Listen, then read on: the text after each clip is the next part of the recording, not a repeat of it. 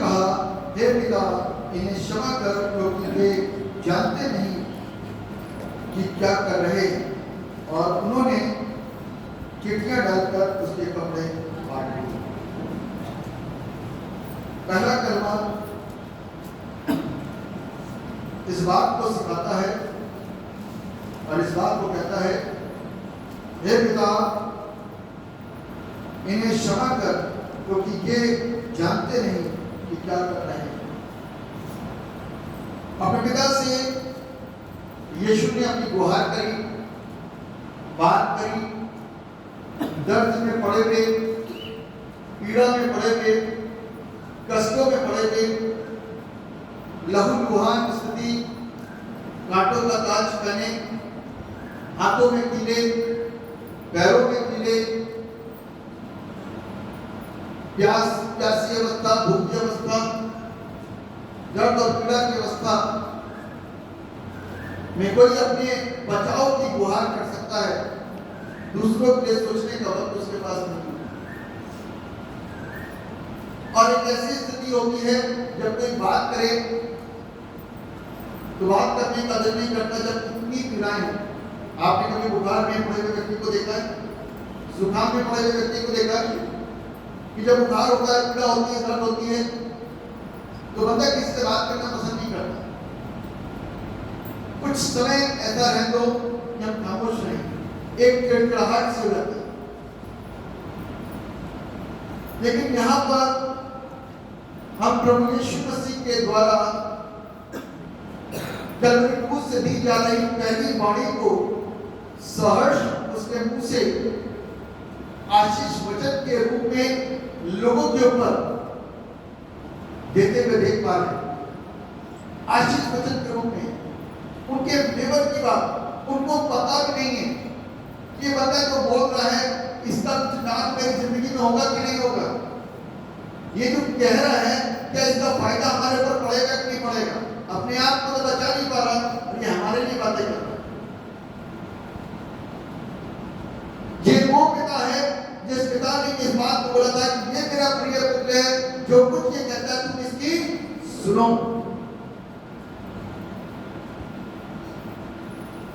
और ये वो पुत्र है जो इस बात को बोलता है कि ये मेरा पिता है, जैसा ये कहेगा मैं वैसा करता हूं।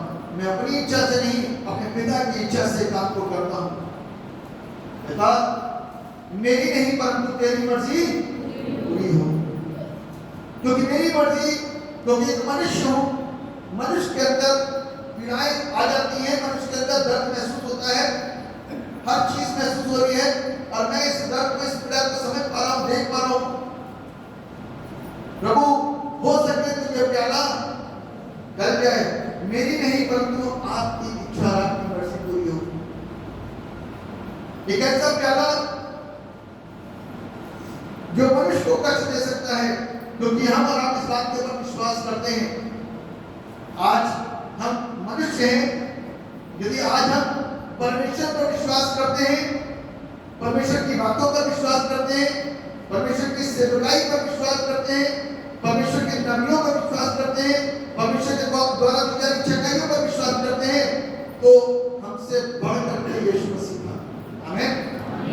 यदि आज हम इस सेवकाई को, जो हम सुन रहे हैं, जो मैं आपके सामने बोल रहा हूँ, इस सेवकाई के ऊपर विश्वास करते हैं, हमारा फेथ है इस सेवकाई के ऊपर, तो परमेश्वर का पुत्र प्रभु यीशु हमसे बढ़ करके था।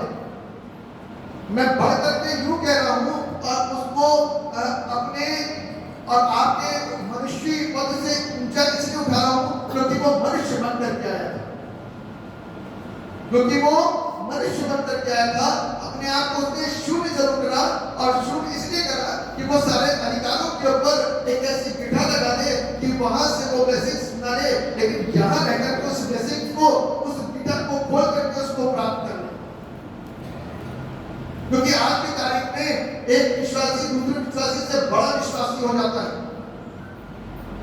एक सेवकाई किसी और अन्य सेवकाई से बड़ी हो जाती है। उसका कारण सिर्फ एक होता है कि हम अपनी आशीषों को परमेश्वर से लेते हैं। हमको संसार में ये आशीषें नहीं होती हैं। कोई भी ऐसा शोरूम नहीं है, कोई भी ऐसा मॉल नहीं है जहां पर आप आत्मिक आशीषें जाकर के खरीद लो। कोई ऐसी दुकान नहीं है, कोई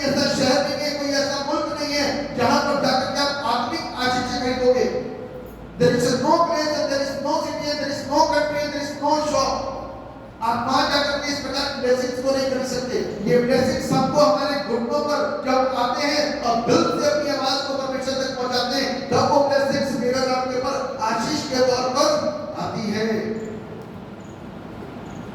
यीशु मसीह जो कंप्लीट मैन बनकर के धरती पर आए और कंप्लीट गॉड थे, इसलिए वो गॉड थे, इसीलिए फिलिप्पियों की पत्री के दूसरे अध्याय में उन्होंने इस बात को बोल दिया कि मैं अपने आप को शून्य करता हूँ, अधिकारों में शून्य करता हूँ, हर चीज में शून्य करता हूँ, और यहाँ से अपने उस परमेश्वर होने के रास्तों को ब्लॉक करता हूँ, जीरो करता हूँ, और जीरो करके नीचे आ रहा हूँ।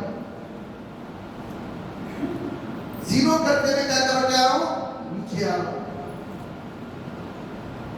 एक इंसान ऐसा होता है जो फिर से पढ़ाई शुरू करता है नए सिरे से।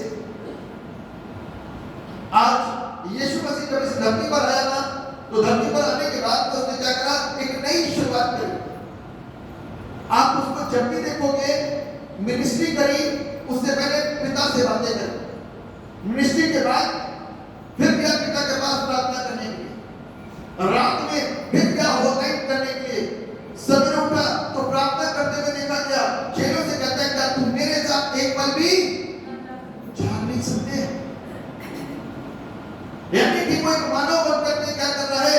लगातार परमेश्वर से प्रार्थना करके सामर्थ प्राप्त कर रहा है। 40 दिन 40 रात निराहार रहने के बाद उसने बल प्राप्त करा, सामर्थ प्राप्त करी, शैतान को हरा दिया।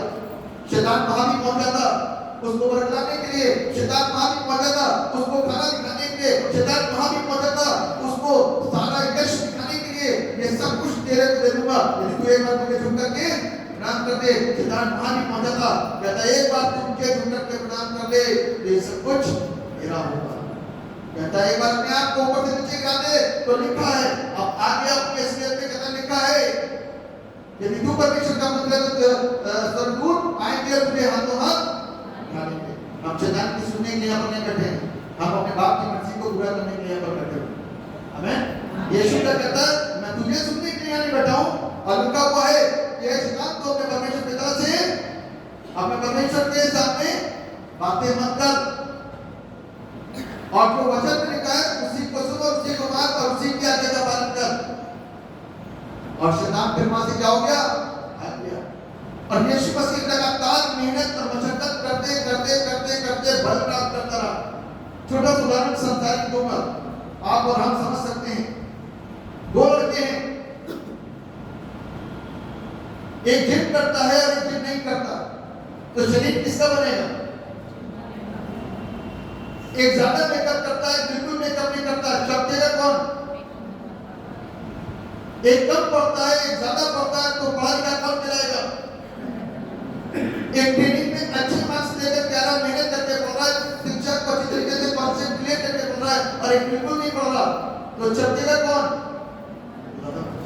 जो ज्यादा दुआ करता है, जो बिल्कुल दुआ नहीं करता, तो चमकेगा कौन? यीशु मसीह हमसे ज्यादा दुआ करता था, इसलिए क्या हुआ? चमक कौन रहा है? कहीं और आपने सुना कि कोई प्रार्थना करने वाला दिखा? सब लड़ाइयां लगाते थे, लेकिन यीशु प्रार्थना करता था। आमीन। हमने और आपने जो भी ज्यादा प्रार्थना करता है, आप उसकी प्रार्थनाओं के अंदर आप अद्भुत कामों को देखोगे। आप में हमने जो भी परमेश्वर की मर्जी को पूरा करता है, आप उसकी प्रार्थनाओं के अंदर दम देखोगे, उसके अंदर असर देखोगे। क्योंकि हम कौन है? हम मनुष्य अपने आप को परमेश्वर के साथ में जोड़ नहीं रहे। हम परमेश्वर से मांग रहे हैं कि प्रभु तेरा कलाम कहता है कि मांगोगे तो तुम्हें दिया जाएगा, ढूंढोगे तो तुम पाओगे। आज हम अपने परमेश्वर से मांग रहे हैं, जो ज्यादा मांगेगा वो ज्यादा पाएगा, जो नहीं मांगेगा नहीं मिलेगा। जो घर मांगेगा वो घर पाएगा, जो पवित्र आत्मा मांगेगा वो पवित्र आत्मा पाएगा। और जितने पवित्र आत्मा के मांगने के तरीके नहीं सीखेंगे, हम पवित्र आत्मा की सामर्थ को कैसे प्राप्त करेंगे? अब सिर्फ मुंह से कब हो गया पवित्र आत्मा चाहिए। कुछ लोगों की प्रार्थना इसलिए मिला तो ठीक है, नहीं मिला तो कोई प्रॉब्लम। पवित्र आत्मा को इस तरीके से हल्के से नहीं लिया जा सकता। पवित्र आत्मा के मेहनत करनी पड़ेगी, उसके सामर्थ, उसके बल को और उसके फल को प्राप्त करने के लिए मेहनत करनी पड़ेगी, दिन रात एक करना पड़ता है। मैंने आपको कई बार बता रखा है कि पास्टर बैनी ने 2 साल अपने आप को कमरे में बंद करा, इसलिए कि पवित्र आत्मा को मांगे। और हम ऐसे ही सिंपल शब्दों में मांग लेंगे अपने घर में बैठ करके पवित्र आत्मा मिल जाए, असंभव है। 2 साल पवित्र आत्मा मांगने के बाद जब वो परमेश्वर के दास अपने घर से बाहर निकले, तो साधारण मनुष्य नहीं थे। जो बैनी के अंदर घुसा तो वो बैनी नहीं थे, लेकिन जो बाहर निकलने गए तो वो परमेश्वर का एक सच्चा दास बनकर के बाहर निकला। और जब उन्होंने प्रार्थना करने के लिए वहां बुलाया गया तो कोई उनको छू नहीं पा रहा था, कोई उनको माइक तक नहीं पकड़ा पा रहा था, क्योंकि सब करंट खा करके दूर गिरे थे, क्योंकि अब अंदर कौन था? यीशु। अंदर यीशु था। तो जिस चीज को मैं आपको बताना चाह रहा हूं, उस चीज को समझने की कोशिश करिएगा कि यीशु मेहनत करके ऊपर पहुंचा था। आमीन। इसीलिए उसको दर्द होता था, इसीलिए उसको पीड़ा होती थी, इसीलिए उसका खून निकलता था, इसीलिए उसको दर्द हो रहा था, इसीलिए उसकी कराहट हो रही थी, इसीलिए उसको प्यास कर रही थी, सारी चीजें उसके साथ इसीलिए हो रही थी। और क्योंकि वो नबी था तो पहले से जानता था कि मेरे साथ क्या होगा। आज आप लोगों के बीच में से कितने लोग नबी बन चुके हैं जो भविष्यवाणी करते हैं और हमारा बड़े अच्छे ढंग से करते हैं कि उन्होंने भविष्यवाणी करी थी और वो पूरी हो गई। तो यीशु हमसे बड़ा था। आमीन। तो क्या उसको नहीं मालूम था मेरे ऊपर क्या क्या होने वाला है? इसीलिए कहता है बाप हो सके तो ये प्याला मेरी नहीं बल्कि आज यीशु मसीह इस मुसीबत के वक्त में, इस पीड़ा के वक्त में, इस दर्द के वक्त में भी अपने पिता की इच्छा को ही पूरा करने के लिए बैठा हुआ है। अपना दिमाग नहीं लगा रहा ये ऐसा कर दूं, या अंतिम मोमेंट में नहीं कहता पिता सीने को भेज, बहुत पीड़ा हो रही है। मेरी नहीं बल्कि पिता की मर्जी पूरी हो। और एंड में हमारा देखते हैं उसके शब्द क्या थे? उसके शब्द थे ऐ बाप इन्हें माफ कर, क्योंकि ये नहीं जानते कि क्या कर रहे थे। क्या कर रहे थे? परमेश्वर की बेटी को मार रहे थे। जेंटाइल सोल्जर्स क्या कर रहे थे? उसका उपहास उड़ा रहे थे, थप्पड़ मारा जोर से, आंखों में पट्टी लगा करके, एक इधर से मारा, एक उधर से मारा, एक सामने से मारा, एक पीछे से मारा। कभी लड़ाई देखी आपने कैसे मारते लोग? और बंदा जिसको जो पिटोर है दर्द नहीं मिलता रहता है। तो यीशु मसीह ने तो पट्टी बांध करके मारा गया और कहते हैं अब भविष्यवाणी कर किसने मारा। आप सोचो हमारे प्रभु की, यीशु की कितनी ज्यादा उसको लज्जा दी गई और कितना ज्यादा अपमानित किया गया। कहां कहां एक थप्पड़ पड़ते उससे देखा सुना था। यीशु मसीह साहब कैसा दुर्व्यवहार किया लोगों ने। प्रभु का बात में माफ कर, इन्हें नहीं माना। ये हवा की बात नहीं थी, ये हवा उन्होंने ये सारी बातें बोल दी, ये दिल से निकली गुहार थी। क्योंकि प्रभु यीशु मसीह की मिनिस्ट्री है, एंड मूवमेंट में भी प्रभु यीशु मसीह की मिनिस्ट्री खत्म नहीं हुई। मिनिस्ट्री करने के लिए आता है, मिनिस्टर की आखिरी मिनिस्ट्री आखिर तक रहती है, इसकी कोई सीमा नहीं होती, कोई उम्र नहीं होती। लास्ट मोमेंट तक प्रभु यीशु मसीह मिनिस्ट्री कर रहे हैं, अपने पिता की मर्जी को पूरा कर रहे हैं और उसकी ही इच्छा को पूरा कर रहे हैं। मैं बात इन्हें माफ कर, क्योंकि ये नहीं जानते कि क्या करते हैं। रोमन रूलर्स जो थे वो क्या कहते थे? इसको क्रूस को बरअब्बा को छोड़ दो, है ना? उनको डाकू पसंद आ रहा है, उनको यीशु पसंद नहीं आ रहा, जीवन देने वाला पसंद नहीं आ रहा, चर्चा करने वाला पसंद नहीं आ रहा, भलाई करने वाला पसंद नहीं आ रहा, 5000 की भीड़ को मिलाने वाला पसंद नहीं आ रहा, वेश्याओं को जीवन देने वाला पसंद नहीं आ रहा, गिरे हुए और तमाम प्रकार के रिश्तेदार लोगों को यीशु मसीह बचा रहा है, वो पसंद नहीं आ रहा। अंधों की आंखें खुल गई, वो पसंद नहीं आ रहा। बहने सुनने लगे, वो पसंद नहीं आ रहा। तो पसंद क्या आ रहा है? डाकू पसंद आ रहा है। क्या पसंद आ रहा है? आज हम किसे पसंद कर रहे हैं? आज हम किसे पसंद कर रहे हैं? यदि यीशु को पसंद करते हैं तो आज हमारे जीवन का सिस्टम चेंज होना चाहिए। यदि यीशु को पसंद करते हैं तो आज हमारे अंदर का सिस्टम चेंज होना चाहिए।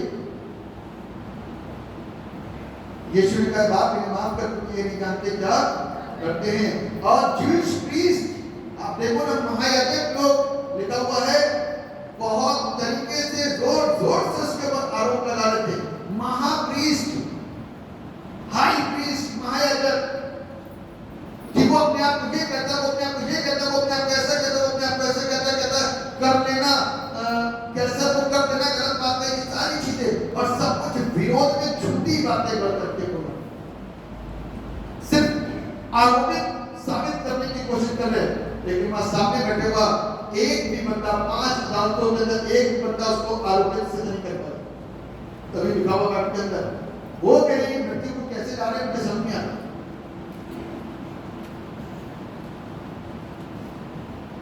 मेरे प्रभु यीशु कहते हैं जवाब यहूदा इस्करियोती को क्षमा कर, ऐ बाप पीटर को क्षमा कर, इन्हें नहीं मालूम क्या है। सिर्फ एक ये वर्ड है जो यीशु मसीह ने बोला, इस पर मैं विश्वास कर सकता हूं कि यीशु मसीह क्षमा कर।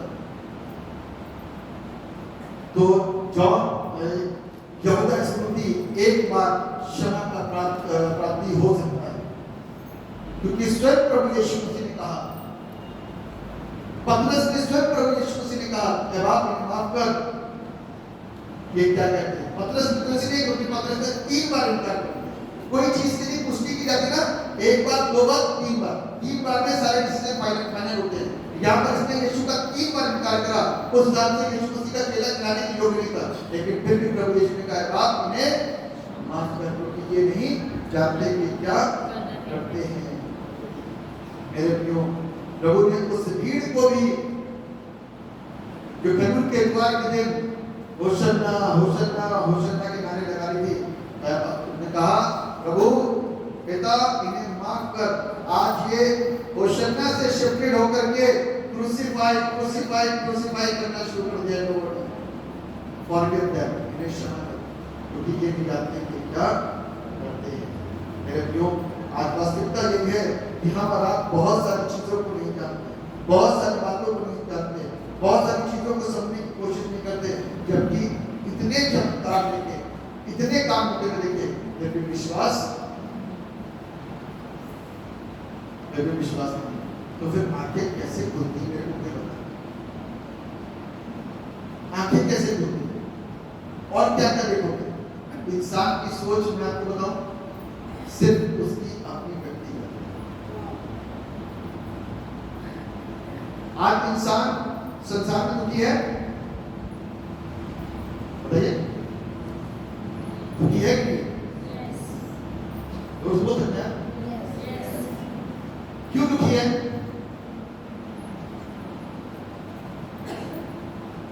ये मालूम है क्या कारण? क्योंकि वो सिर्फ अपने लिए सोचता है, मेरा खाना, मेरे बच्चे, मेरी पत्नी, मेरा पति, अपने सिस्टम को इतना बढ़ा लिया है ना कि आज अपने ऊपर रोना आता है, अपने ऊपर दुख आता है कि प्रभु को बचा कि मेरा प्रभु को संभाल। पहले समय में एक वक्त का खाना देता था प्रभु, स्वर्ग से मन्ना गिरता था, आज हम महीने 2-2 महीने का राशन लेकर के रखते हैं। ठंडी हवाएं अपने आप चलती थी, सारा सिस्टम चल जाता था, लेकिन आज हम एसी खराब हो गया तो उसके लिए चिंता है, गाड़ी खराब हो गई तो उसके लिए चिंता है, खाना खत्म हो गया तो उसके लिए चिंता कर रहे हैं। सब कुछ अपने लिए, प्रभु के लिए कभी किसी ने कोई चिंता करी नहीं, अपने से जुड़े हुए परमेश्वर के भवन के लिए कभी भी चिंता करी नहीं। प्रभु यीशु मसीह ने कष्टों को सहन कर लिया, उसकी चिंता करी नहीं। और हम आज के दिन इस तरीके से बढ़कर के आते हैं कि बहुत हो गया, हम कभी दुख नहीं मनाए, हमने कभी दुख नहीं मनाया। We are always lives in traditions। सफेद पोशाक एक ट्रेडिशन को होता रही है, सफेद तो भव्यता को दर्शाता है, लेकिन कई बार मैंने इस बात को सोचा और देखा सुना कि उन लोगों ने बताया कि दुख है, अफसोस है। अरे भैया, कि दुख सिर्फ एक ही दिन प्रकट होता है, बाकी के दिन खुश रहते हो क्या यीशु मसीह के लिए? यीशु तो सब कर चुका है, यीशु तो आपको जीवन दे चुका है, यीशु तो आपको मुक्त कर चुका है। दुखी होना तो 365 दिन दुखी हो कि प्रभु मैं बदल नहीं पा रहा, इस बात की लिए कभी चिंता नहीं, खाने की चिंता, पहनने की चिंता, बोलने की चिंता, पढ़ने की चिंता, बीमारी की चिंता, इस चीज की चिंता, उस चीज की सारी चिंता, लेकिन आत्मिकता में नहीं होता, इसकी चिंता किसी को नहीं। There is no means of punishment, उसकी चिंता नहीं। प्रभु कहता है, बाप इन्हें माफ कर दो, एक समय आएगा जब इतने से इतने होंगे तो आंखें खुल जाएंगी। कहीं ऐसा ना हो कि लेट हो जाओ, बस इतना जरूर है, कहीं ऐसा ना हो कि लेट हो जाओ, क्योंकि वो जो 5 मूर्ख कुमारियां पहुंची थी वो थोड़ी सी लेट हो गई। लेट होने की वजह से प्रभु ने उनसे क्या कहता है, मैं तुम्हें नहीं जानता। हम बस लेट ना होने पर विश्वास करने में, यदि लेट हो गए तो बड़ा दिक्कत हो जाएगी। आज अपने जीवित परमेश्वर पर विश्वास करिए, उसकी बातों पर विश्वास करिए, उसकी शिक्षाओं पर विश्वास करिए, उसने मुझको और आपको क्षमा करके आप भी क्षमा करेंगे। लेकिन क्षमा का मतलब ये नहीं होता, क्षमा का मतलब नहीं होता कि हम बार बार बात करते रहे, वो बार बार कुछ कितनी बार काम करें, 60 से 70 बार, कितनी बार? दुआ में तो हम रोज इस बात को खिलाते हैं कि तू हमारे अपराधों को क्षमा कर दे प्रभु। हम भी अपने अपराधों को क्षमा करते हैं, लेकिन हम नहीं करते। प्रभु से कहते हैं हमारे अपराधों को। पुराने वक्तों में क्या होता था?